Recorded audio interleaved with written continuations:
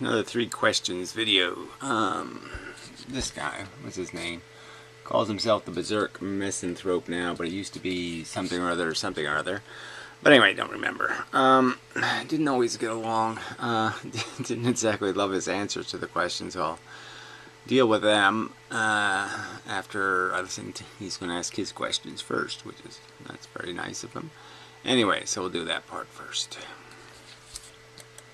First question is, what makes your philosophy the philosophy to follow? Truthness. Yeah, well, I don't think anybody should follow a philosophy, as I've said before. The whole idea of following just doesn't, that just sounds like it shouldn't even exist if you have to follow. I mean, if you can't understand, if you can't be part of, you're either all the front, of equals, or, yeah, you're just carrying weapons, I guess, of some sort of status. If you have somebody who vote for it who doesn't know what they're voting for, or they just like the cupcakes you provide for luncheons or something. So yeah, followers are, it's kind of a lame concept, and so the argument is why do I think any of these philosophies stick out as being better than all the others, or any kind of crap like that? And I guess I would always argue that you go to the evidence, and yeah, I think it's more rational. It certainly appeals to my capacity to say what do I experience and what do I know to be true in terms of my experience in the context of evolution and all that stuff. And there's just no good stories here. There's no good functions. They're all kind of negative functions. First you make the negative and then you try to fix it. You get hungry, you get horny, you try to fix these things with solutions that are not anywhere close to perfect. And then you end up making more things, more injuries that need correcting, that need band-aids. And so you just get into the business of, while you're making band-aids, you're causing cuts on fingers, and it's just a cycle of violence, in a sense, a cycle of imposition. So, put simply, I mean, there's a simple description of the fundamental philosophy, which is, it's not only circularly stupid, it's running a deficit. And the logic is you don't do that. When you know you're doing it, you stop doing it. Running deficits is dumb. Question 2. Does your philosophy help the betterment of the commons? I think he said the commons, or the economy, or the commons. Well, I guess the commons. Well, there's, the truth is the only servant thing here. The only thing to serve is the truth. It's the only master in the equation. So, in my opinion, so serving any majority interest, let's call it, you have to declare whether it's a vital or even a legitimate interest. See, now if everybody had an interest, they all loved bullfighting, let's say. And so you'd say, does your philosophy serve the purpose of spectators watching this abuse of an animal? And I'd say, okay, yeah, sure, I provide you bulls to torture. My philosophy does that or something. Well, that wouldn't make the philosophy good. It would make the philosophy an aider and abetter in a crime. So, serving the common isn't necessarily the right thing to do. The right thing to do is to serve value, to serve the value equation, to do the math and figure out how you can optimize the expenditure of whatever resource you have. Now, in this environment, that's not easy to do, because no matter what your philosophy is, no matter what your intent is, no matter even what the principles are involved, there's hard decisions to make, like malaria. Do you spend the money on mosquito nets for the people living now, or do you spend the money on the hope, but maybe the failure, of the cure of eradicating the disease. Hard choices. We can't know because we're not backseat driving. We're not no, we're not driving in hindsight. We don't get to look from the future and backseat drive. Well, we don't get to go to the future and have the benefit of hindsight. There, let's put more articulately. And so we can't know what the right answer was. We can only make best guesses at the right thing to do. But a lot of them they're going to be hard choices. But fortunately, there's not too many hard choices. Most of them are easy choices. Don't make a mess. Nobody will have to clean it up. Question 3. What does being free truly mean? Now, assuming that we all agree on the language that we are speaking, free implies just that. You can't say that. So he goes on saying some more stuff like that. He's not really talking about the land of the home of the brave and whatever kind of rhetoric of free. And he's not, but I mean, you can't just say the word free and it means just that. I've already kind of talked about it as a word. It doesn't have any utility outside being a universal word used to describe the release from prison, the release from encumbrance, the release from disease, release from something oppressing. And so we have this universal word for the release from oppression. So we can say that Americans are free, but what we're really saying is they're not absolutely free. They're just free from the oppression of a monarchy, or technically not anymore. Or a little baron. Shit, this is so disgusting. I mean, to put the billionaires in charge, just insane. Anyway, so we were free of monarchy, but we voted to go back to it. Or free from the dictator, or free from blah blah blah. And so that's what America's supposed to be, is free from the onorousness of the oppressors, and yet we're not free from the religious kooks and want to tell us all we have to be obedient to their gods, and the fascists and the do-righters who are do-wronging. But in a sense, we are free to make bad choices. We have the liberty. So liberty might be a better word in that context. But freedom is just it's not a word that has any utility outside of a context. It's the white space is again the thing that comes before the freedom. The threat is the real conversation. The free thing is not the conversation. Alright, as to his answers to the questions, so he answered the sex one, with the generic answer was, people are thinking more about how to live a more useful life, and that really wasn't the question, about how, oh yeah, my life will be more useful because I won't be distracted by sex. The real point of the question was, if you're not distracted by this passion bug, doesn't life become more obviously yuck? It's like the life of a eunuch.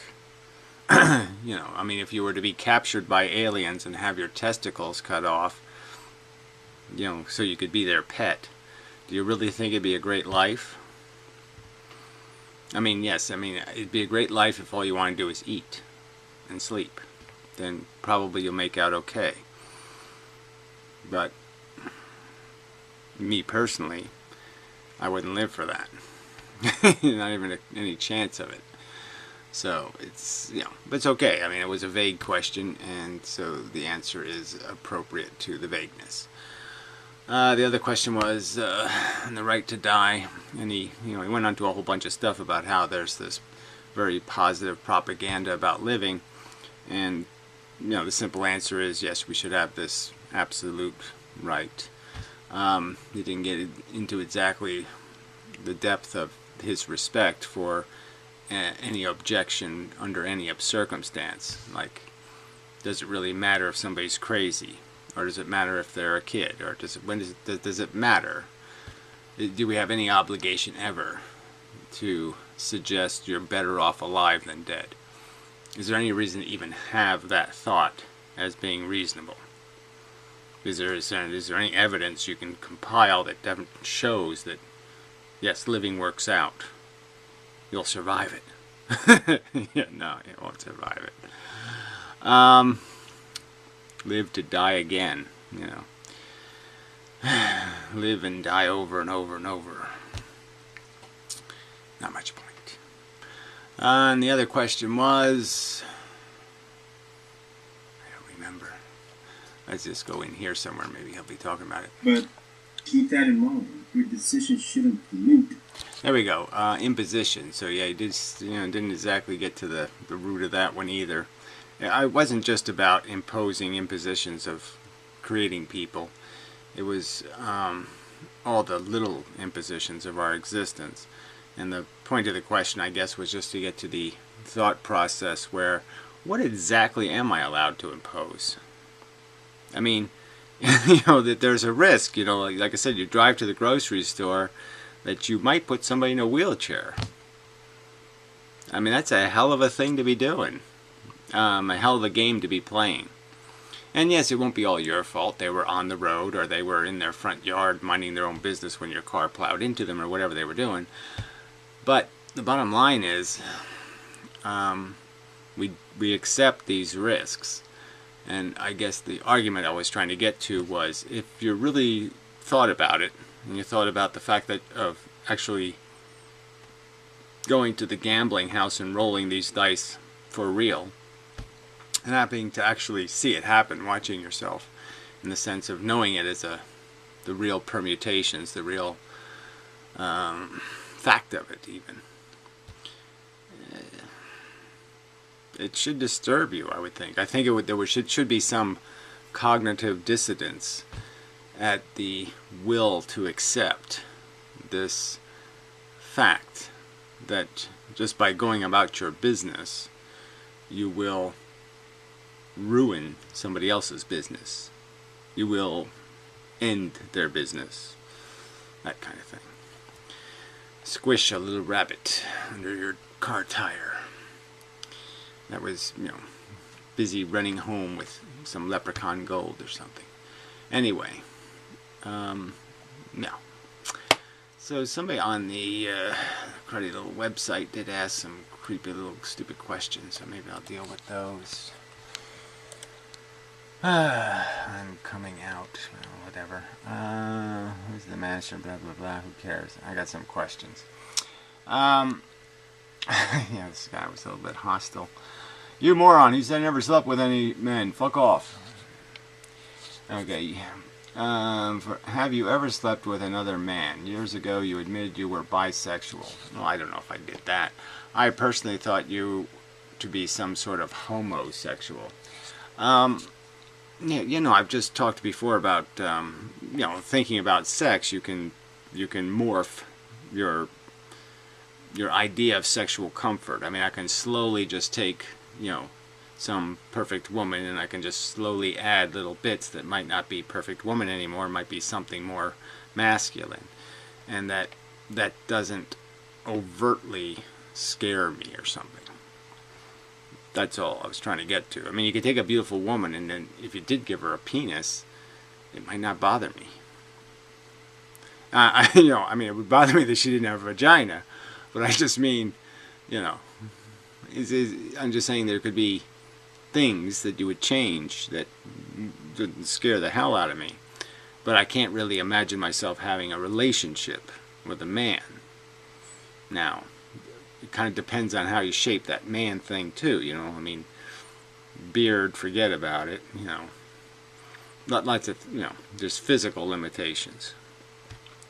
But yeah, my point is that, and I certainly admitted it, in my youth, my sexuality was more confused. You know, it was more I just wasn't sure. You know, I was sure about the fact that I didn't really get the whole, you know, I wasn't going to go holding hands, and I wasn't going to, you know, there was lots of stuff of just, nah, I don't need that part. No, that part's creepy. Kissing or something, yeah, I just don't see kissing a man or something. I just, you know, so anyway. But anyway, so, yeah, but whatever you want to make out of that, go ahead and make something out of it. I don't care. But no, I've never had sex with a man in any overt way, you know, beyond some mental gameplay. When did you first come up with the misanthropic tendencies? I don't, you know, they're not something you come up with, you know, you puke, you piece of shit, and I wouldn't even bother with that word. I don't, they're just, you know, realizations about dilemma. So I've already pointed out that from my first perceptions of my existence, I was already kind of complainy. I wasn't too convinced of why do we have to live in an imperfect world. So everything that was imperfect, I would be pointing out. It's imperfect. Why are we? It's sticky. Why is it? I don't want sticky on my fingers. Why are we eating food that makes my fingers sticky? I don't like that. So yeah, everything I was pointing out, how everything was fundamentally flawed, and the answer, God wants it that way, was pathetic. And so I was a little down on the fact that, oh, so I'm living in a place that's kind of overtly trying to kill me, and it's going to do it in some kind of, like, the average way is pretty ugly, like you get drowned or you get burned to death or get your legs cut off, you get all kinds of horrible things happen. That doesn't look like any fun. So yeah, I don't think I was misanthropic. I was fucking scared and horrified and disgusted and revolted. Idiot. And when did you stop wanting to chase the cheese? I never said I stopped wanting to. So again, that's another perversion of the truth. Where's any evidence that I'm doing that, in a sense? I'm acknowledging I'm alive and I have passion and I have want. I'm just saying it sucks, and I'm not going to let it own me. It still owns me, but I'm just saying I'm going to fight. I'm not going to just acquiesce to every impulse and say, oh, just because I would like some fried chicken, I'm not going to eat fried chicken. Alright, not the cheese around the cocks of other men or the slits of gross pussies. That was a classy add-on. I guess this guy will be worth blocking. Alright, did you ever believe in God? No. I mean, I was obligated to try, so I guess you could say I tried. I mean, I did talk to him a bit, and, hey, come on, just anything, just give me some reason to be on your side, and I'll try to do that, but you know, you gotta give me something here, buddy. Something. Nothing. You mentioned that you've been aware of it. So I guess I should turn the refresh off. Yes, that would be a good idea, Gary. That's why you put the button there. It says auto refresh off, and you can hit that. Yes, I did. Okay. Asshole. You mentioned you've been aware of it since 7, but I think and know that you're a repeated liar on numerous occasions. Well, now you're really worth blocking. Fuck you. I personally think you to be some sort of post-Christian. Well, you can think whatever you want, and obviously you don't do it with any care or any respect, and so you're just a troll and a liar, a slanderer. Somebody should properly, you know, have a duel with you and put a bullet in your useless head, because you're a scumbag. As your moral philosophy is implicit to a surviving imprint of religiosity. Are you Jewish? The Jewish philosophy is eye for an eye. Is there something eye for an eye that I'm preaching? I mean, the Jewish philosophy is you find a dead bird on the street, you give it to a poor man. Do I seem like the kind of guy who would try to make poor people sick? I mean, fuck you, cunt. Let's see. When's the last time you had sex with a woman? It's kind of a personal question. Now that you've been so rude, I don't think I'll answer. Nah. Yeah. It's been a little while, though. It's hard to get along with people, you know? So, I mean, I have women in my life, and I have women in my life who I've had sex with, but we just don't do it recently. Because it's just too hard to get along with somebody for that, you know. You have to get along with somebody for like at least 10 minutes so you can actually get aroused and have sex. And I just can't seem to get along with somebody for 10 minutes. I mean get along with, they don't say something that just is totally obnoxious and repulsive. Alright, so I guess that's good enough. When you present your 4 new questions, are you still going to reply to new videos that pop up regarding the original 4? Yes. I always reply to people who are reasonably decent. Asshole. I mean, you know, these people are just so... yeah, I'm just so sick of people. You know, I mean, they can't get anything right. It's like, you know, I've been having, you know, the draft science thing. I've been arguing with Hawthorne and Pierrot, and you know, but so a commenter, and I think even Pierrot brought it up, and it was like, it's just such a stupid thing. You know, they talk about how, well, you can't call that Ken guy a fat ass and expect him to have a conversation. No, that's not how it happened. I was very polite to the Ken guy. I even entered pictures in his photo contest, and I was just trying to get him to accept debate. I told him very politely, I'd like to explain to you what a field is, and do all that. And he blocked me. And then when I made videos to him, he disregarded me as some long-haired weirdo who's naked guy because I wasn't wearing a shirt. So I wasn't somebody even worth him having to acknowledge existing. So that's how it went. I didn't insult Ken. Ken just did what Ken typically does, which is he picks on people who he won't let fight back. So they're either dead or he's blocked them. Yeah, because he's just such a pussy. But anyway, but yeah, people never pay any attention to the facts. So, just really, I just hate people. So some other asshole posts something like this. See, these kind of comments will just never work for me, guys, people. Who is the master who makes the grass green? Question mark. And you think I'm going to be bothered with that? You think I have nothing better in my time than, you know, cut that link out and go find out what this stupid thing is a reference to? No. If you're going to post a link and you're not going to say what the link is. I mean, even this. I want a chance to get some extra cash? Question mark. LOL. These guys want to be debunked. You got to do better than that.